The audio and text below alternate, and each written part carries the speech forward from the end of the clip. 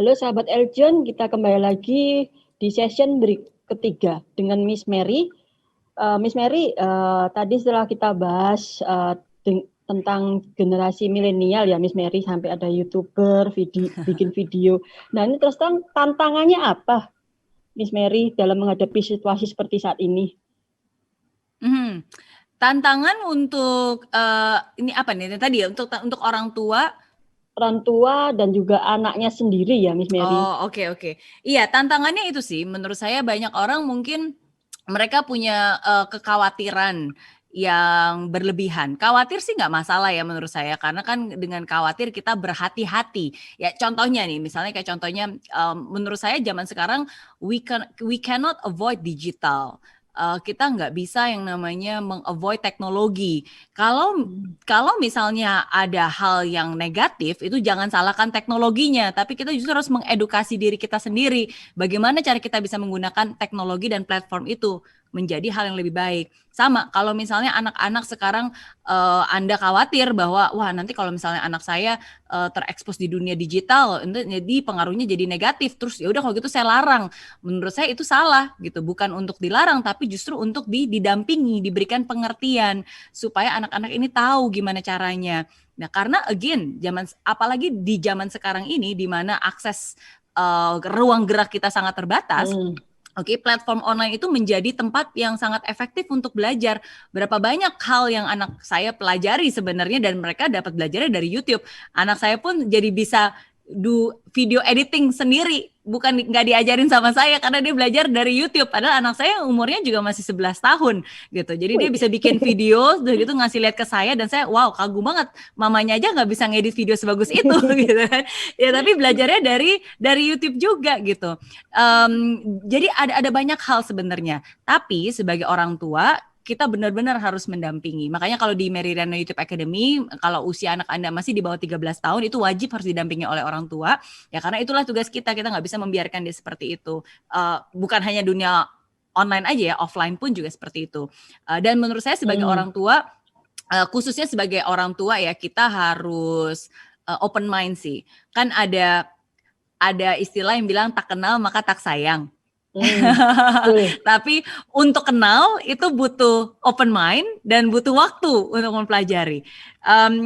Kadang saya juga awalnya saya nggak ngerti ya, maksudnya ada beberapa video-video YouTuber yang disukain sama anak saya, terus begitu saya nonton dari luar gitu ya, terus kayaknya nih orang kayak cuma ngobrol-ngobrol, ketawa-ketawa doang gitu, ketawa-ketawa apanya yang lucu gitu, saya nggak merasa ini lucu, tapi kenapa anak-anak suka, contohnya seperti itu kan. Ya tapi setelah saya pelajari dan saya lihat sebenarnya ada banyak hal kreatif dan hal positif yang bisa didapatkan. Ya, tapi tergantung kita sebagai orang tua, kita harus mengarahkan dan kita harus mengerti dan kita harus mengetahui dan we have to invest time. Nah, jadi itu sih. Nah, jadi kalau sekali lagi di Mary Riana YouTube Academy ini tujuan saya membuat Mary Riana YouTube Academy ini bukan untuk menjadikan Anda atau anak Anda orang yang paling expert tentang YouTube atau menjadi YouTuber ternama, bukan. Tapi untuk menjadikan Anda orang tua yang paling expert dalam memberdayakan atau empower anak Anda untuk menjadi versi terbaik dari dirinya. Untuk menjadi wadah gitu untuk mereka bisa berkreasi. Kalau mereka punya ketertarikan, kenapa tidak disupport? Sama seperti tadi. Kalau anak punya ketertarikan basket, dilesin basket. Ini punya tertarikan itu bagus, berarti anak udah punya interest. Ya udah kita berikan. Nah, tapi again harus ada poin-poinnya. Dan menurut saya bukan hanya di YouTube Academy aja ya, di dunia bisnis pun juga seperti itu. Yang pertama, anak itu harus punya clarity, harus jelas. Mau jadi YouTuber untuk apa? Mau bikin konten apa? Jangan hanya sekedar ikut-ikutan, jangan hanya demi mencapai view, jangan hanya pengen tenar, itu salah, is wrong. Dan dari awal itu sudah saya ajarkan, clarity. Dan menurut saya kalau kita berbicara tentang bisnis pun juga seperti itu kan. Ketika kita memulai bisnis, harus punya clarity nih, tujuannya apa? Apa yang kamu bisa, apa yang kamu suka. Berawal dari situ. Terus apa yang bisa kamu bagikan kepada dunia, kepada penonton kamu nantinya gitu. Nah, jadi yang pertama harus punya clarity. Ada 7C sih yang sudah saya siapkan juga yang akan saya bagikan di Mary Riana YouTube Academy. Terus yang kedua itu setelah kita punya clarity, yang kedua itu harus punya courage, harus punya keberanian. sebenarnya relevan kan, bukan hanya membuat menjadi seorang YouTuber ya, tapi menjadi seorang businessman pun juga seperti itu kan. Selain kita punya Betul. clarity apa yang kita suka, apa yang kita bisa, harus punya courage kan, Mm-mm. keberanian untuk memulai, keberanian untuk berkarya, Untuk merubah keberanian, juga. iya, keberanian untuk memulai sesuatu yang mungkin belum sempurna, Mm-mm. yang mungkin Iya masih betul. banyak salahnya gitu kan. Tapi kan dari situ anak-anak jadi belajar untuk percaya diri, ya kan? Anak-anak juga belajar untuk done is better than perfect, lebih baik tidak sempurna tapi selesai daripada rencana tapi nggak selesai gitu. Nah terus baru setelah itu saya akan bantu untuk membuat channelnya. Jadi ada C yang ketiga itu adalah channelnya. Kita siapkan platformnya seperti apa. Nah jadi sebenarnya sangat relatable sih. Kalau di bisnis pun juga seperti itu ya. Jadi kita lihat dulu nih platformnya seperti apa, prosesnya seperti apa. Membuat channel itu kan juga pre-productionnya, persiapannya seperti apa, productionnya seperti apa, setelah productionnya juga seperti apa. Jadi diajarkan proses. Ya dan masih ada 4C lainnya yang akan diajarkan di Mary Riana YouTube Academy gitu. Tapi intinya again bukan hanya untuk menjadi YouTuber tapi supaya anak Anda bisa mengeluarkan versi terbaik dari dirinya dan menjadikan ini wadah untuk mereka bisa berkreasi. Ini saya mau menanyakan sama Pak Beni selaku orang tua. Terus ini gimana pendapatnya Pak Beni? Saya cuma satu. Saya akan segera daftarkan anak saya ke YouTube Academy. Wah. Thank you Pak Beni. Ya, bisa aja. Iya sekalian sama orang tuanya nanti bisa ikut bikin jadi ini nih, collab sama anaknya nih. Dengan senang hati Miss Mary, dengan senang hati ya. Betul. Thank you. Ya, itu detailnya semua udah ada di maryriana.com/YouTube Academy. Jadi detailnya ada di situ. Kalah sama S1 ya Miss Mary ya. Apa? Bisa video editing, S1 baru belajar tuh. Iya, zaman sekarang dan itu dia yang saya kagum dengan teknologi sekarang karena banyak hal itu dipermudah lewat teknologi. Dan jadi lebih simpel, lebih mudah gitu. Jadi dan ada banyak juga dan maksudnya nggak butuh equipment mahal ya. Nggak butuh kayak software mahal juga. Maksudnya ini sebenarnya kayak lewat pakai iPad atau pakai gadget handphone pun juga bisa gitu. Jadi is good. Dan itu pun juga anak saya belajar kenapa, karena di sekolahnya pun sekarang juga sudah banyak tugas-tugas yang memang dalam bentuk video gitu. Jadi tugasnya harus disubmit dan itu harus disubmit dalam bentuk video. Zaman sekarang gitu ya Pak Beni, bener gak sih? Anak-anak harus memproduksi sesuatu, dia harus presentasi, bikin sesuatu gitu. Jadi menurut saya zaman memang sudah berubah sih dibanding ketika waktu zaman saya SD, SMP, SMA betul. gitu. Wow, dibanding zaman saya SD dulu bisa apa ya? Anak SD sekarang bisa banyak. Bahkan coding itu sendiri juga diajarin pada waktu kecil loh, Miss Mary. Coding. Oh iya. Padahal itu terus terang itu pelajaran saya waktu S1. Oh, Bu Frida ngambil ini apa? Programming, informatika. Iya. Oke. Kalah sama anak SD sekarang. Iya. Nah, dan betul.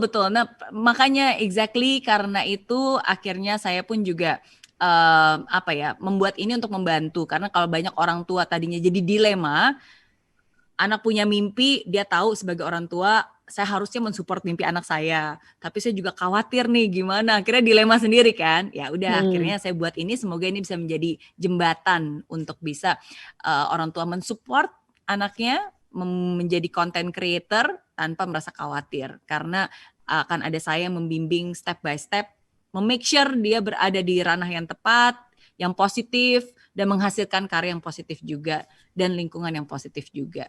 Gitu. Miss Mary, ini saya mau tanya, ini sempat terbesit ya, di generasi milenial dengan dunia maya yang begitu berkembang, ini kan nanti akan terjadi kesulitan untuk sosialisasi ya, Miss Mary. Nah itu gimana ya? Jadi kan mereka hidup dengan komputer tanpa bicara sama orang, tanpa negosiasi. Nah ini kan pasti ada kesulitannya sendiri ya. Nah ini Miss Mary gimana nih? Oh iya, nah ini dia. Oke, bagaimanapun juga yang namanya sebenarnya salah satu salah satu hal ya yang juga saya ajarkan di YouTube Academy ini adalah community. Nah, community ini kita pun juga harus smart ya. Khususnya buat anak-anak ya, karena kan mereka juga harus smart, never give personal information online. Jadi walaupun di online jangan pernah memberikan personal information dan juga jangan pernah bertemu dengan seseorang yang kamu nggak kenal gitu. Jadi walaupun kamu udah chat online, dan misalnya dia komen segala macam terus sengaja ketemu, itu definitely is no gitu. Ya, kamu harus consult kepada orang tua. Nah, tapi menurut saya bagaimanapun juga connections itu nggak akan bisa mereplace online. Nah, jadi contohnya nih, misalnya kalau saya anak saya tetap misalnya kadang-kadang sering nonton YouTube ya, tapi akan ada saya juga bersama dengan anak saya juga nonton YouTube. Terus nanti setelah itu kita ketawa bareng, abis itu baru saya bahas. Kita kalau nonton itu sering banget nonton kayak America's Got Talent gitu kan, apalagi yang video anak-anak, biasanya mereka punya talent-talent yang luar biasa. Nah, akhirnya dari situ itu menjadi bahan untuk komunikasi. Jadi seringkali saya menjadikan hal-hal yang terjadi di online itu menjadi bahan untuk saya komunikasi secara face to face dengan anak saya, karena kita punya referensi yang sama.